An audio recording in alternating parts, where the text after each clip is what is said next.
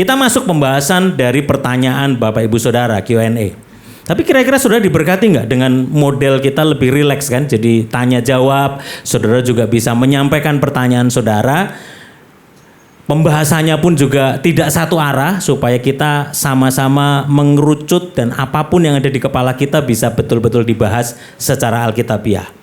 Pak Esra, kalau kita sudah diangkat menjadi anak Allah, apakah kita melayani Allah dengan motivasi balas budi kebaikan Allah? Benarkah motivasi semacam balas budi seperti ini? Ya, sebenarnya kata balas budi itu dalam bahasa rohaninya adalah sebagai ungkapan syukur sebenarnya. Lebih karena itu ya.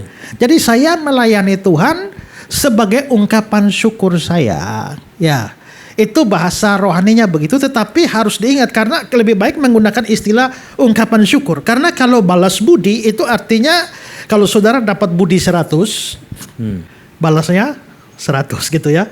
Dan kita tidak pernah bisa membalas budinya Tuhan sampai tuntas, itu tidak bisa.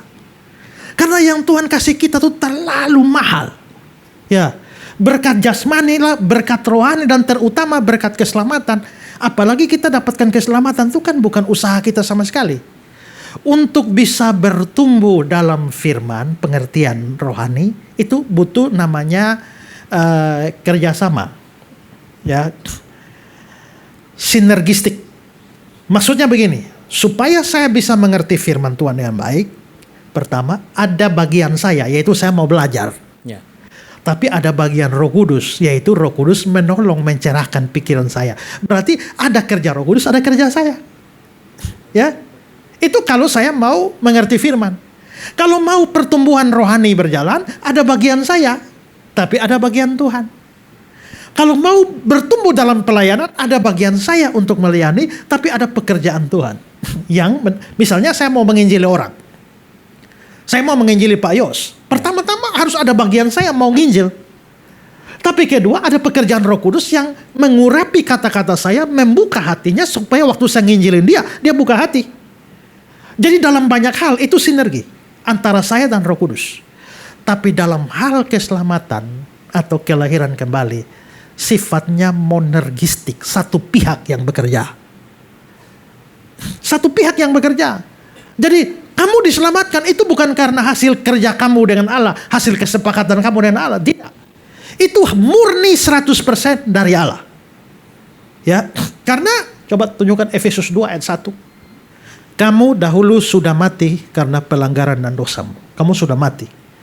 Bagaimana caranya bekerja sama dengan orang mati supaya dia hidup?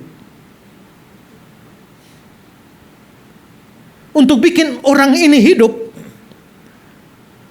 apakah saya harus bekerja sama dengan si mayat itu? Kan tidak bisa, dia sudah mati, mau ada sumbangsi dia apa? Supaya dia bangkit, satu-satunya adalah hanya satu pihak yang bekerja, saya membangkitkan dia.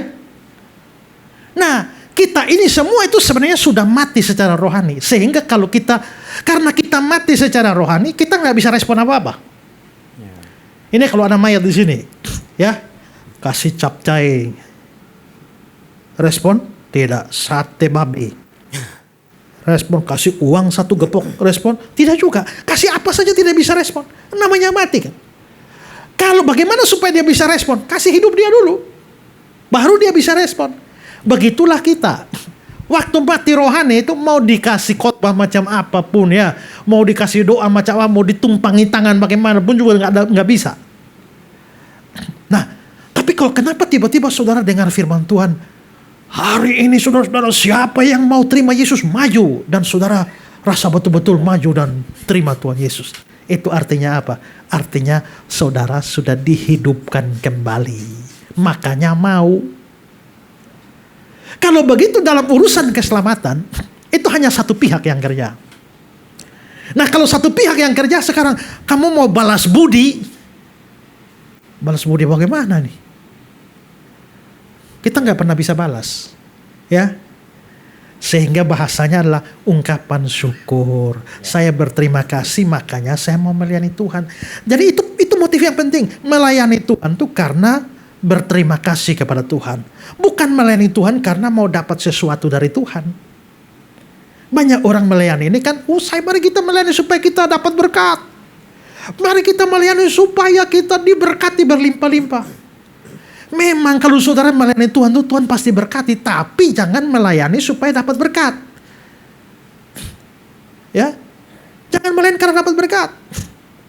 Ada seorang anak yang lihat mamanya setiap bulan itu, kenapa mamanya bayar gaji pembantu ya? Tiap bulan mama gaji pembantu, karena pembantu kerja di rumah. Tapi dia lihat-lihat kenapa dianya nggak dibayar ya? Kan dia kerja juga. Pembantu kerja dibayar, dia kerja nggak dibayar. Akhirnya satu siang dia tahu jam makannya mama jam 12 siang. Sebelum mama duduk di meja makan, dia langsung tulis nota. Mama, adik lihat, mama tiap bulan bayar gaji pembantu. Adik kerja juga tapi mama tidak bayar. Sekarang adik mau minta mama bayar. 1, siram bunga 5.000. Jaga adik 5.000. Ya. Antar jahitan mama 5.000. Ya. Kasih makan ayam 5.000. Ngepel lantai 5.000. Total 60.000. Notabene harap bayar sekarang.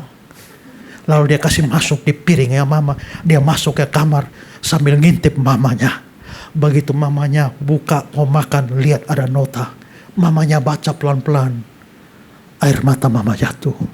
Lalu si Ari bilang, wah kayaknya mama sudah sadar. Mamanya balik kertas, tulis nota, kasih tinggal buat adik. Lalu si adik datang, mamanya yang masuk kamar, lagi ngintip. Begitu adik buka ini surat, mamanya bilang, nah adik, waktu mama melahirkan kamu, biaya rumah sakit 12,5 juta. Waktu kamu umur 2 tahun sakit opname 1 minggu, biayanya 7,5 juta. Air susu mama dihitung 1 hari sekian kali, kamu sekarang sudah 6 tahun, sekian juta. Waktu biaya kamu masuk sekolah tuh sekian juta. Total semua ini 75 juta. Notabene tidak usah bayar. Waktu adik baca itu, air mata jatuh. Mamanya ngintip, semoga adik sudah sadar. Sekarang saudara kalau mau lihat begitu, adik harusnya jaga adik, ngepel lantai, bersihkan rumah, siram bunga. Apa mau cari bayaran atau sebagai ucapan terima kasih? Kan jadi kurang ajar kalau cari bayaran kan? Nah kebanyakan orang Kristen sekarang melayani itu cari berkat. Dia lupa bahwa kalau sampai hidup hari ini pun itu adalah anugerah dan kasih karunia. Bukan hanya hidup, sampai diselamatkan itu anugerah. Dan ingat bahwa kalau bisa melayani itu kesempatan berharga. Kamu dihargai makanya dikasih kesempatan melayani. Apakah Tuhan memang perlu kita? Nah, coba lihat.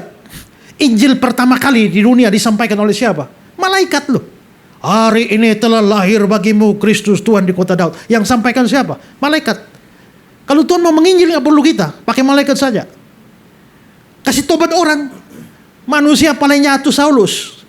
Tapi Tuhan tinggal kasih satu suara. Saulus, Saulus, mengapa engkau menganiaya aku? Penjahat besar bertobat jadi pendiri gereja. Untuk kasih sadar Simon Petrus, dia cukup pakai ayam. Untuk tobatkan Yunus, dia cukup pakai ikan. Untuk tegur Biliam, dia pakai keledai. Untuk bawa orang Majus, dia pakai bintang. Dan ketika orang larang anak-anak banyak, dia bilang, kalau kamu larang, batu-batu ini akan berseru. Jadi dia bisa pakai ayam, bisa pakai ikan, bisa pakai bintang, bisa pakai keledai, bisa pakai malaikat, bersuara langsung. Kalau dia mau satu Jakarta bertobat, dia suara 1 kali di langit, semua bertobat. Ngapain juga pakai kau? Tuhan gak perlu kita. Tapi kalau dapat kesempatan melayani, itu anugerah Tuhan. Amin. Tuhan kasih kesempatan kamu melayani. Tapi kalau masih nolak, itu keterlaluan. Karena itu dapat kesempatan melayani sekecil apapun, jangan tolak. Jangan tolak. Karena itu penghargaan dari Tuhan. Ya, jadi ini bukan soal balas budi dalam pengertian kayak kita dengan manusia ya, tapi ini ungkapan syukur. Jadi kata kuncinya jangan hitung-hitungan sama Tuhan, gitu ya. Gitu. Boleh tolong ditayangkan Lukas 2 ayat 22. Lukas 2 ayat 22. Dan ketika genap waktu pentahiran menurut hukum Taurat Musa, mereka membawa dia ke Yerusalem untuk menyerahkannya kepada Tuhan. Dikatakan Yesus diserahkan kepada Tuhan. Kok Tuhan diserahkan ke Tuhan? Silakan Pak Ezra. Yesus Tuhan, ya. Bapa Tuhan, ya. Roh Kudus Tuhan, ya. Bapa itu Allah, ya. Anak itu Allah, ya. Roh Kudus Allah, ya. Artinya adalah bahwa memang kita mengakui ada lebih dari satu pribadi di dalam kealahan yang esa itu. Atau ketuhanan yang esa itu. Maka tentu tidak, kalau kita tidak percaya Tritunggal, maka ayat itu jadi masalah. Tapi kalau kita percaya Tritunggal, artinya Yesus diserahkan kepada Tuhan. Itu maksudnya Tuhan dalam pengertian Bapa. Kan Bapa juga Tuhan. Ya, jadi tapi karena di situ, coba lihat kembali ayatnya. Ketika genap waktu pentahiran menurut hukum Taurat Musa, mereka membawa dia Yesus. Ini kan ketika genap waktu pentahiran, kan pentahiran Maria melahirkan Yesus kan. Kalau begitu konteksnya di sini, Yesus disoroti sebagai manusia. Maka ketika hukum Taurat Musa mengatur hukum pentahiran kan bahwa memang orang dalam perjanjian lama menyerahkan anak yang dilahirkan itu kepada Tuhan. Karena itu ini harus dipahami dalam pengertian bahasa perjanjian lama. Ketika Yesus lahir lalu dia diserahkan menurut aturan kepada Tuhan seperti aturan perjanjian lama.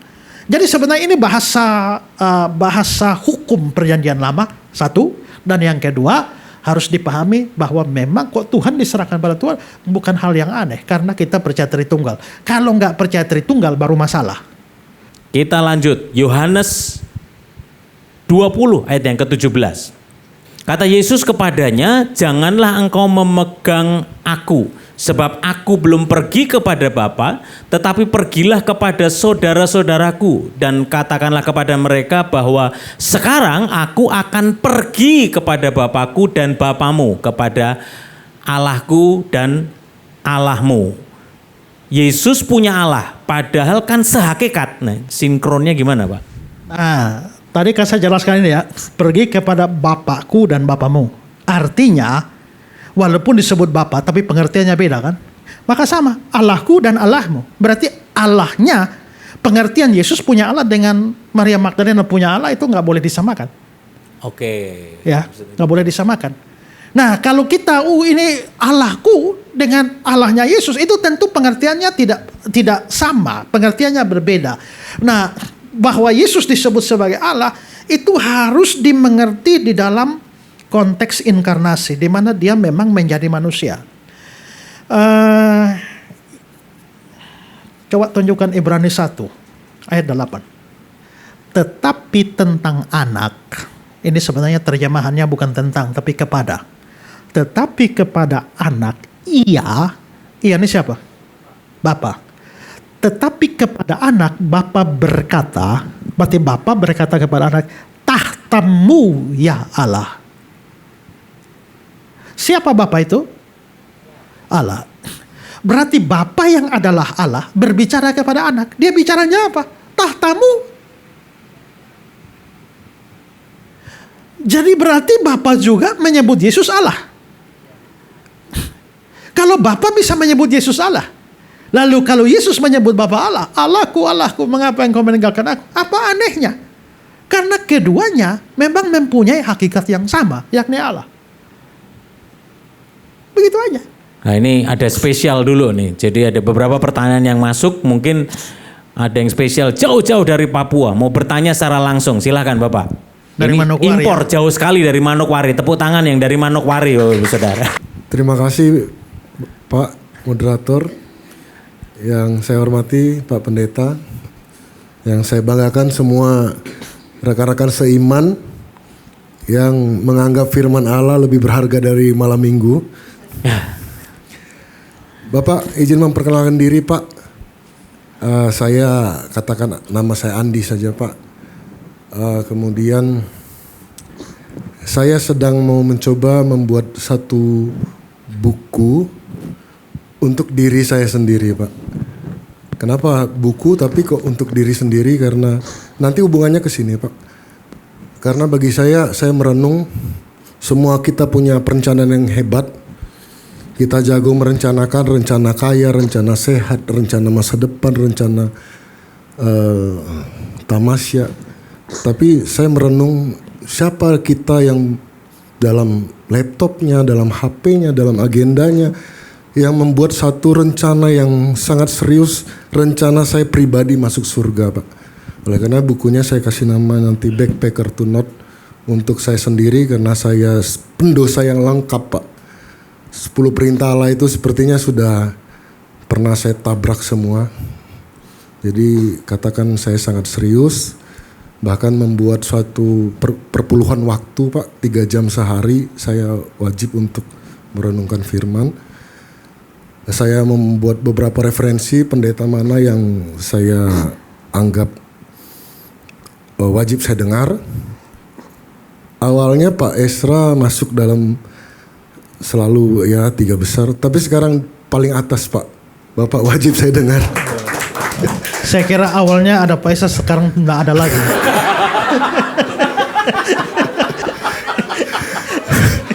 Bapak.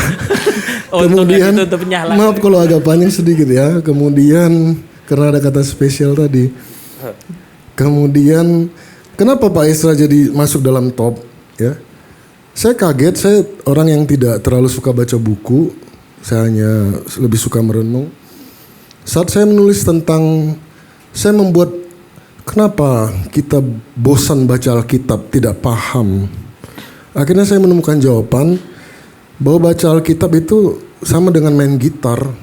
Kalau tidak pakai kunci, tidak akan bisa asik, tidak akan bisa menarik. Akhirnya saya membuat beberapa kunci seperti persis kunci gitar, ya kunci A-nya apa, B-nya apa, C-nya. Nah, salah satu kuncinya adalah bahwa kita harus bisa mengklasifikasikan isi firman mana primer, sekunder, tersier. Primer pun saya bagi primer A, primer B. Nah, yang anehnya saya pernah dengar dari Pak Esra tentang primer sekunder itu. Saya kaget setengah mati, kok bisa sehati begitu. Itu primer yang saya maksud adalah primer A adalah hal-hal yang berhubungan dengan bagaimana saya bisa masuk surga dalam konteks hubungan saya dengan Tuhan. Itu masuk primer A yang nanti saya akan rumuskan. Kemudian primer B persis sama dengan primer A, hanya kepada hubungan saya dengan manusia. Karena hubungan saya dengan Tuhan sama pentingnya dengan hubungan saya kepada manusia yang bisa menentukan saya masuk surga atau tidak. Itu sangat menarik sekali bagi saya. Kemudian kembali ke topik ini, Pak. Saya juga mencatat sedikit saja, Pak. Apakah Tritunggal atau kata oneness ini atau keilahian Allah itu termasuk primer? Kalau dari beberapa khotbah yang saya tangkap, mungkin saya bisa, mohon maaf Pak, mengambil kesimpulan sementara. Mungkin Bapak akan masukkan dalam primer. Tapi sedikit saya bahas, Pak. Apakah janda di Sarfat, kemudian orang yang di sisi Yesus yang disalibkan, kemudian Rahab si pelacur di kota Yeriko, mereka paham atau sepakat dengan hal tersebut? Saya yakin tidak. Bahkan mereka tidak mengerti. Tapi saya sangat percaya bahwa mereka punya tempat di surga. Itu, Pak. Kemudian masalah Tritunggal atau oneness, saya tidak berdiri di dua pihak tersebut. Karena bagi saya dengan Tritunggal membatasi wujud Allah hanya dalam 3 hal. Sementara yang saya dalami, wujud Allah atau kemahakuasaan Allah adalah Allah maha wujud dan maha hadir. Dalam keyakinan saya, Allah pun bisa dan pernah sebagai malaikat, di mana saat Allah menemui Musa dan menemui Yosua, hanya itulah malaikat satu-satunya yang pernah berkata kalimat yang sama. Tanggalkan kasutmu, karena tempat yang kamu injak adalah kudus. Dan sesuai dengan kalimat Bapak tadi, bahwa yang disembah yang benar hanya Allah. yang disembah yang tidak benar banyak. Bisa raja-raja juga, raja-raja dunia juga minta disembah. Tetapi malaikat tersebut disembah. Disembah juga oleh Yosua, disembah Musa, bahkan tidak menolak. Bahkan ada satu juga orang manusia, sosok manusia yang menemui Abraham. 3 manusia. Satunya disembah oleh Abraham. Kemudian setelah disajikan makanan, yang satu yang disembah pergi. Sisanya 2 malaikat yang memusnahkan Sodom dan Gomora. Jadi bagi saya Tritunggal hanya membatasi kemahakuasaan Allah. Dan bagi saya karena itu juga tidak primer. Pertanyaannya Pak? Pertanyaannya Bapak, saya tambahkan sedikit fakta lagi. Melkisedek pun disembah oleh Abraham, bahkan diberi perpuluhan.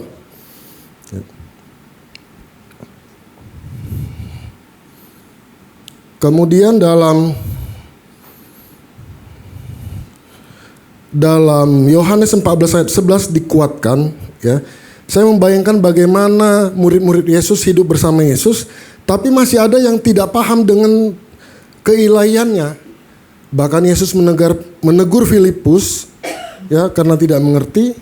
Tetapi ada satu kalimat yang menarik di situ. Jawab Yesus, "Percayalah kepadaku, Filipus, bahwa aku di dalam Bapa dan kamu di dalam aku, atau setidak-tidaknya percayalah kepada pekerjaan-pekerjaan itu sendiri."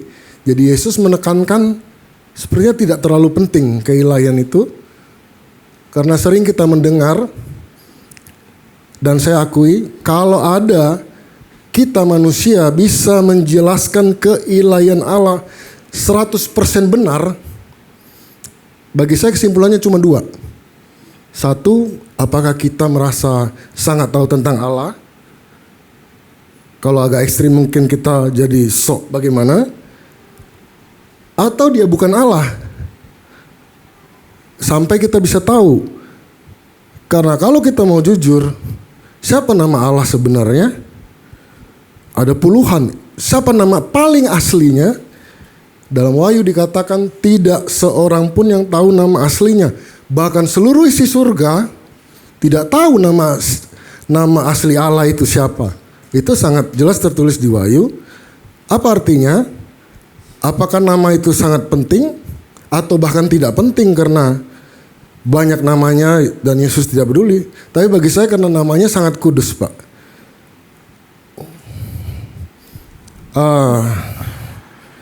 Jadi ada satu pemahaman saya sedikit, Pak. Saya juga takut juga sesat, ya. Bagi saya anak, kenapa anak? Anak adalah seperti anak kunci, bagian dari kunci.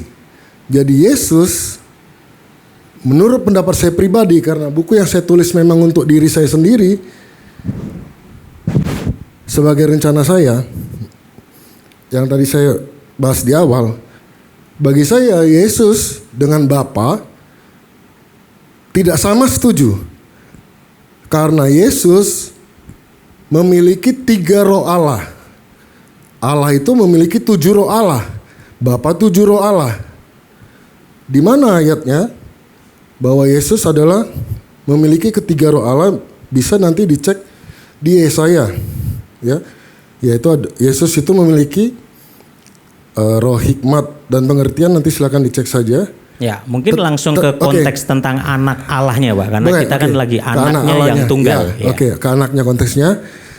Jadi bagi saya Yesus adalah sama dengan ayat yang mendukung bahwa Yesus direndahkan sedikit lebih rendah dari malaikat. Sedikit lebih rendah. Karena Allah sendiri 7 roh Allah, Yesus 3 roh Allah. Dan balik lagi kepada kunci pada buku yang saya katakan tadi, kalau baca Alkitab tanpa kunci nggak bisa. Jadi ada salah satu kunci yang saya buat, bahwa ada aturan main antara Allah dan iblis yang tidak pernah kita ketahui. Kalau itu tidak dipakai kunci, maka kita nggak akan pernah selesai. Kenapa ditaruh pohon di situ? Kenapa tidak dijaga? Kenapa begini? Kenapa begitu? Terlalu banyak pertanyaan. Ya, makanya mohon izin Pak, karena ini kita seksi Q&A supaya Ya. yang lain juga bisa Oke, baik, membahas. terima kasih. Jadi pertanyaannya, Fokus ke anak tadi.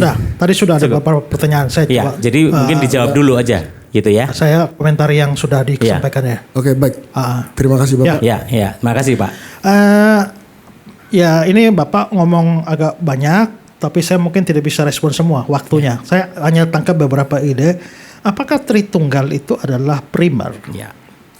Nah, itu juga misalnya ada orang bertanya, apakah orang yang percaya oneness, kalau memang Tritunggal primer, apakah orang yang oneness itu mereka selamat atau tidak? Nah, saya jawab begini. Orang percaya Tritunggal itu, orang yang tidak percaya Tritunggal itu masih ada dua kelompok. Kelompok yang pertama, dia tidak percaya Tritunggal, tapi imannya melibatkan Yesus sebagai Allah dalam pengertian sesungguh-sungguhnya. Tapi ada yang tidak percaya Tritunggal sambil tidak percaya Yesus adalah Allah sesungguh-sungguhnya. Apakah orang oneness, dia percaya Bapa itu Yesus. Yesus itu Bapa, tapi dia percaya Yesus adalah Tuhan Allah dalam pengertian sungguh-sungguh? Bisa ya. Tapi coba tanya orang saksi Yehova, mereka tidak percaya Tritunggal juga. Apakah mereka percaya Yesus itu adalah Tuhan Allah dalam pengertian sesungguhnya? Tidak. Karena mereka percaya Yesus adalah ciptaan dari Bapa. Ciptaan pertama, Allah yang nomor 2, lebih rendah. Nah, menurut saya kalau orang tidak percaya Tritunggal, karena kalau saudara baca di Alkitab, mana ada ayat yang bilang bahwa syarat keselamatan adalah percaya Tritunggal? Kan tidak ada. Syarat percaya keselamatan untuk selamat adalah percaya Yesus adalah juru selamat Tuhan Allah dalam pengertian setinggi-tingginya. Jadi kalau orang tidak percaya Tritunggal tapi dia masih percaya Yesus sebagai satu-satunya pribadi Allah yang sesungguhnya, dia tetap selamat. Tapi seperti saksi Yehova yang tidak percaya Tritunggal sekalian tidak percaya Yesus, di sana saya yakin dia nggak selamat. Nah, jadi kalau begitu apakah Tritunggal itu primer? Saya anggap primer karena di dalamnya melibatkan Yesus dalam pengertian juru selamat Tuhan Allah setinggi-tingginya. Ke pertanyaan Bapak, bukankah orang perjanjian lama, mana ada mereka percaya Tritunggal ya? Kenapa begitu? Memang tidak ada yang percaya Tritunggal. Kenapa? Karena di sini kita memahami wahyu. Wahyu itu apa? Wahyu itu adalah tindakan Tuhan memberikan kebenarannya kepada kita, menyatakan diri. Nah, wahyu itu salah satu sifatnya adalah progresif. Maksudnya begini, Allah itu tidak satu kali kasih kebenaran tentang Allah, blek semua, Musa dapat semua 100%, tidak. Allah tuh kasih dikit-dikit kebenarannya, dikit-dikit. Ya. Maka di perjanjian lama mereka dapat percikan kebenaran dikit. Lengkapnya kapan? Coba lihat Ibrani 1 ayat 1. Setelah pada zaman dahulu Allah berulang kali dalam berbagai cara berbicara kepada nenek moyang kita dengan perantaraan nabi-nabi. Lalu ayat 2. Maka pada zaman akhir ini dia telah berbicara kepada kita dengan perantaraan anaknya. Dulu dia pakai nabi-nabi. Ini menunjukkan progresivitas wahyu. Jadi Tuhan kasih kebenaran itu dikit. Nah, sekarang coba saudara baca tidak di perjanjian lama, kayaknya Allah tuh kejam sekali ya. Dikit-dikit hukum, salah sedikit mati. Tapi kayak di perjanjian baru ini Tuhan kayaknya terlalu sabar ya. Anugerah melulu ya. Sebenarnya yang seluruh wahyu itu apa? Seluruh wahyu itu pertama, Allah itu adil, jangan macam-macam. Dia bisa hukum kamu. Tapi Allah itu kasih dan dia sabar terhadap kamu. Nah, begitu masuk baca perjanjian lama dan perjanjian baru, maka kita dapat konsep Allah lengkap. Nah, begitu juga di dalam perjanjian lama yang ada banyak penyembah berhala, maka yang ditekankan itu adalah Allah Esa. Kesatuan Allah, keesaan Allah ditekankan. Makanya orang perjanjian lama baru dapat wahyunya setengah. Begitu masuk perjanjian baru, lalu dibukakanlah wahyu itu dikit demi dikit. Sampai murid-murid selesai, lalu dijanjikan Roh Kudus. Kalau Roh Kudus datang, dia akan memberikan kepada kamu, menuntun kamu kepada seluruh kebenaran. Sampai akhirnya tertulislah kitab suci, wahyunya lengkap. Kalau begitu, mengapa sampai janda di Sarfat dan lain-lain tidak percaya Tritunggal? Ya karena mereka baru punya perjanjian lama. Belum dapat perjanjian baru. Kenapa murid-murid juga? Kan mereka juga murid-murid juga baru kitab suci perjanjian lama. Tapi kalau mau wahyu lengkap, baca dari Kejadian sampai wahyu, maka kita akan bertemu dengan kebenaran. Allah itu esa, tapi ternyata ada 3 pribadi di dalamnya yang digambarkan dengan kualitas yang sama, makanya kita sampai pada doktrin Tritunggal. Apakah doktrin Tritunggal itu membatasi wujud Allah? Bukan, ini bukan yang disebut tri, itu bukan wujudnya. Kalau berwujud, dia bisa berwujud apa saja. Termasuk yang Bapak omong tentang malaikat Yahweh. Itu perwujudan. Tapi yang disebut Tritunggal ini bukan soal wujud, soal pribadi. Sekarang, kita lihat bahwa ada malaikat Yahweh yang dia bisa muncul, bahkan yang Bapak singgung tadi kepada Lot, dia muncul 3 salah satunya. Itu tuh siapa sebenarnya? Nah, inilah yang dalam bahasa teologi disebut teofani atau kristofani, yaitu pemunculan pribadi kedua sebelum inkarnasi, sebelum Natal. Dia itu sudah muncul dalam rupa apa? Dalam rupa malaikat Yahweh. Kalau begitu malaikat Yahweh itu bukan tambahan lain dari 3 itu, perwujudan dari 3. Jadi Tritunggal bukan soal perwujudan, membatasi perwujudan, bukan. Tritunggal itu soal pribadi, bukan perwujudan. Nah, itu saya kasih itu saja. Kalau komentar kecil sekali banyak sekali itu ya. Nah, tapi saya kasih intinya begitu. Nanti bisa lanjut di sesi khusus. Itu. Ada istilah-istilah 7 roh Allah, itu bukan berarti roh Allah ada 7. Karena kalau roh saja ada 7, berarti kita sudah bukan Tritunggal lagi. Kita harus memahami dalam bahasa pemikiran alam pikir orang Ibrani. Orang Ibrani itu kalau pikir, mereka tuh pikirnya simbolis. Terutama angka-angka itu adalah simbol. Angka 1 itu simbolnya apa? Angka 2 itu simbolnya apa? Angka 3 itu simbolnya apa? Sekarang coba saudara pikir di Wahyu pasal 7 ayat 4. Wahyu 7 ayat 4. Dan aku mendengar jumlah mereka yang dimeteraikan itu 144.000 orang. Yang dimeteraikan dari semua suku keturunan Israel. Nah, ada 144.000 orang. Saksi Yehova baca ayat ini lalu mengatakan bahwa yang masuk surga cuma 144.000 orang. Salah. Angka 144.000 itu angka simbol. Simbol dari apa? Simbol dari begini. Saudara lihat, umat perjanjian lama itu diwakili oleh 12 suku. Ada 12 suku kan? Sudah 12 suku, kenapa Yesus pilih murid 12? Itu untuk membuat paralel dengan perjanjian lama. Berarti ada 12 suku Israel, ada 12 murid. Makanya nanti nama 12 suku Israel dan nama 12 rasul itu muncul di dalam gambaran tentang wahyu. Berarti di sini ada 12, di sini ada 12.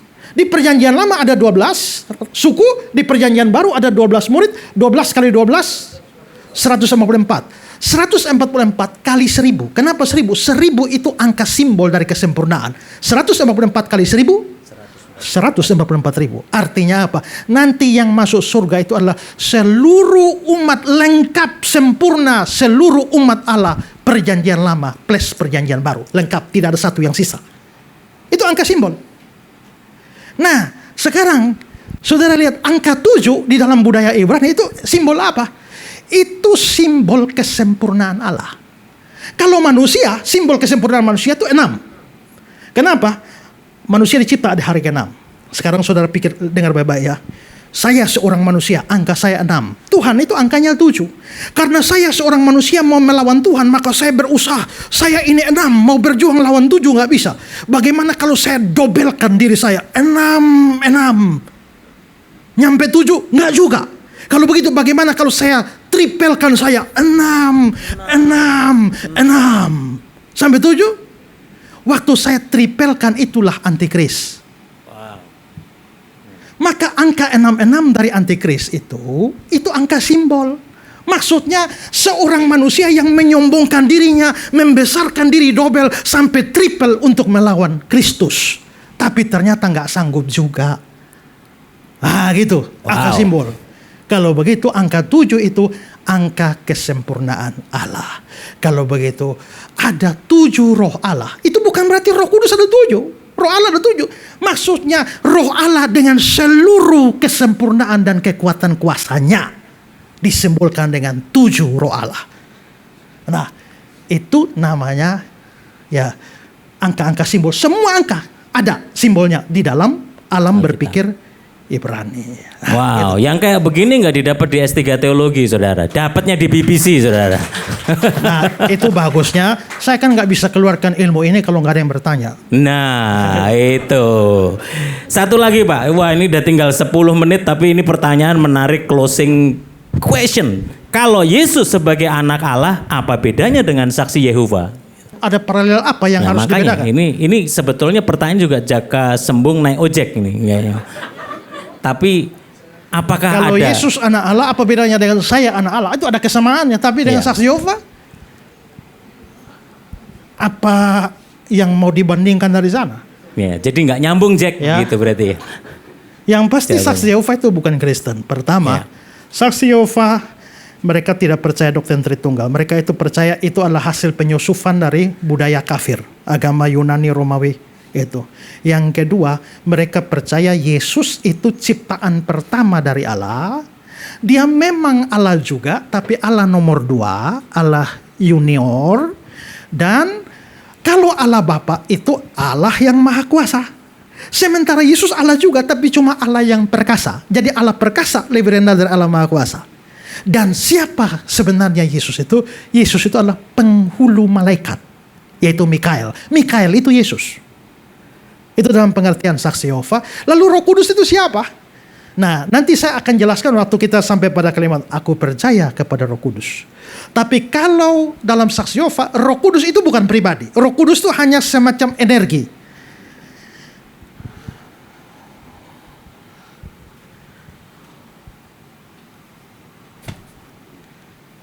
Nah, ini tenaga itulah Roh Kudus. Jadi Roh Kudus itu tenaganya Allah. Sama seperti listrik. Tapi listrik tidak bisa, listrik bukan pribadi. Listrik hanya kekuatan, hanya tenaga, tapi bukan pribadi. Kalau pribadi kan dia bersiap, apa syaratnya sesuatu disebut pribadi? Kalau dia punya pikiran, kalau dia punya perasaan, kalau dia punya kehendak. Apakah pohon pisang bisa berpikir? Apakah kalau saudara tendang pohon pisang rasa sedih? Apakah pohon pisang punya keinginan kawin? Tidak. Kalau begitu pohon pisang hidup tapi bukan pribadi. Malaikat, iblis, manusia, Tuhan itu punya pikiran, punya perasaan, punya kehendak. Makanya disebut pribadi. Nah, listrik itu punya pikiran? Tidak. Punya perasaan? Tidak. Punya kehendak? Tidak juga. Berarti listrik bukan pribadi. Tapi saksi Yehova anggap Roh Kudus itu seperti listrik. Tenaga. Makanya kalau saudara baca di dalam Alkitab saksi Yehova yang namanya New World Translation, terjemahan dunia baru. Kalau kita punya kan Kejadian 1 ayat yang kedua, Roh Allah melayang-layang di atas permukaan air. Dalam Alkitab saksi Yehova, tenaga aktif Allah melayang ke sana kemari. Itu dalam Alkitab mereka. Nah sekarang, kalau Roh Kudus itu seperti listrik yang tidak punya perasaan, kenapa ada ayat yang bilang, janganlah kamu menduka citakan Roh Kudus Allah. Apakah suatu tenaga bisa berduka? Lalu berbicaralah Roh Kudus. Apakah sesuatu tenaga bisa berbicara, bisa berpikir? Lalu Roh memberikan masing-masing orang karunia seperti yang dikehendakinya. Berarti Roh punya kehendak dong. Roh punya pikiran, Roh punya perasaan, Roh punya kehendak. Berarti dia itu pribadi. Hanya tidak punya tubuh.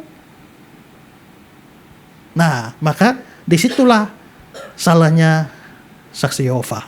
Selain itu, saksi Yehova itu percaya ada surga, tapi muatnya cuma 144.000. Ya. Tapi itu jumlah sudah cukup, sudah penuh. Makanya orang saksi Yehova sekarang tidak mengharapkan masuk surga. Nah, terus nanti masuk mana? Mereka akan dibuatkan Firdaus di bumi.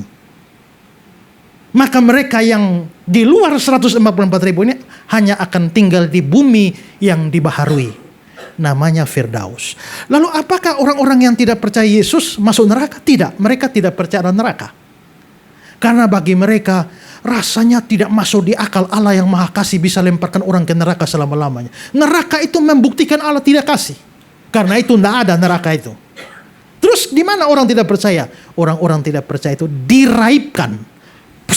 Musnah. Itu saja.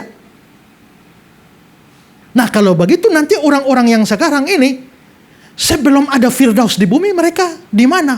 Mereka tidur tidak sadar doktrin sleep of the soul yang sama dengan Advent.